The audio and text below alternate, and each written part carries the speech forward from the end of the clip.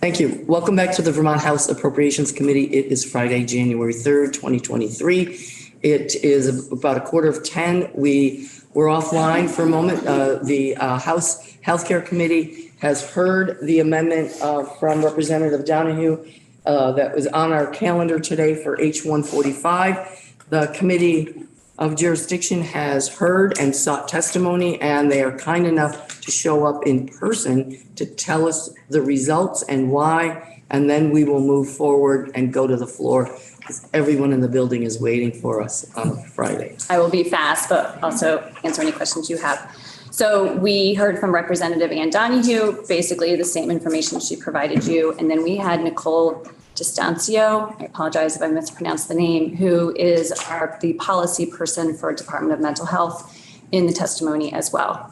The committee was appreciative of Representative Donahue's continued concerns and oversight of our system of care, and we appreciated her input. However, we did find the language, her amendment, unfavorable on a straw vote of 8-1. For a couple of reasons. She is the language, Representative Donahue's language, according to Department of Mental Health, may delay and could potentially require a new RFP to be issued. Because the language that Representative Donahue was interpreting in the contract has been interpreted differently in the contract negotiations between Southern Vermont Medical Center and Department of Mental Health is one reason.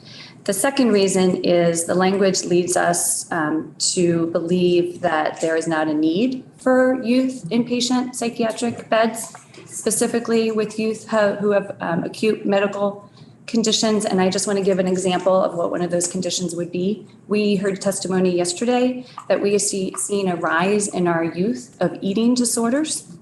And so they need access to an emergency room of a hospital, potentially pretty immediately. And so that is just one example of people who are presenting with co-occurring conditions. Anyway, the language leads us to believe that that need has not been determined. And it has. Department of Mental Health reiterated that they have met with stakeholders throughout 2022, including families and patients with lived experiences. And there are many reports, some recently submitted, that show the need for bed capacity in our state. And SVMC was the only entity that applied to the RFP. If the feasibility study shows that they cannot do it, then we will reassess what happens. I also want to remind everyone that in our original testimony for the BAA, we heard from 6 or 7 entities, which I provide when I get my books, but I will say it on the floor. Again, people with lived experiences, people who support our communities and these youth, and we specifically asked them, is there a need for these beds? Yes. Is there a need anywhere other than SVMC? Yes, but if the only place we can put them is in Southern Vermont, then we need the beds no matter where they are. Okay. Hopefully that helps. And I'm answering. Representative Dickinson? Yeah, I got a little bit confused in this. I just want to go back. Basically, the language that I see here under A is that she's talking about accommodating co-occurring diseases. Mm-hmm. I thought I heard you say that they do need co-occurring treatment options in a hospital, as well as the mental health piece. Right, which is why this RFP is specific to having beds connected to a medical hospital. Yes. So does that language, because that language is not in our version here, she's trying to add that language of accommodating co-occurring diseases. So that language is in the contract between Department of Mental Health. That's in the contract, so you feel it is not necessary in the language here. Correct. Yes. All right, I get it. Although I don't see the difference. I think at this point, from the testimony with Department of Mental Health, we do not want to get in the way of what is already happening with the feasibility study. And one thing I will add is Department of Mental Health has offered to come in at the end of February to provide preliminary results of the feasibility study, even though the study will not be ready until March 31st. So there will be opportunity through this session to adjust what we need to adjust. Any other questions? Thank Shall you. I make a motion? Yes, ma'am. Okay, here we go again. I move that we vote the Donahue amendment out unfavorably, given the testimony that we have just heard. Excellent.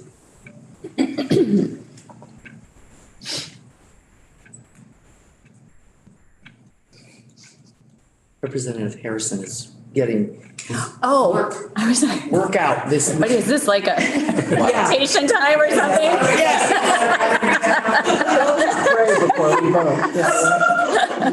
We're giving him space. God, okay, we'll just sit here quietly. We ask the Lord for wisdom and we vote here. Representative Shy has moved that committee finds the Donahue amendment unfavorable. So, yes, correct. A yes vote is to find it unfavorable, and the clerk shall call the roll, please. Representative Bloomley, Yes. Representative Brennan, Yes. Representative Dickinson, No, and I'd like to explain my vote. so you asked. But, Representative Dolan, Yes. Representative Harrison, yes. Representative Holcomb, Yes. Representative Mahaly, Yes. Representative Page. Yes. Representative Shy, Yes. Representative Squirrel, Yes. Representative Tolino, Yes. Representative Lamper. Yes. Okay, 11-1. Unfavorable. Okay. Do you want to let? Oh, yes, please, go right ahead. I didn't make You're any. going to write it and turn it into the clerk at the end, right? No, I'll give it to the, no, I think that, I hear that it's in the contract. I know that the co-occurring is what obviously that everybody wants. I think this language in here that Representative Downey has put in is just belts and suspenders. I don't see what difference it makes one way or the other. I agree that it should be in there. It's just to double check and make sure that that issue is front and center.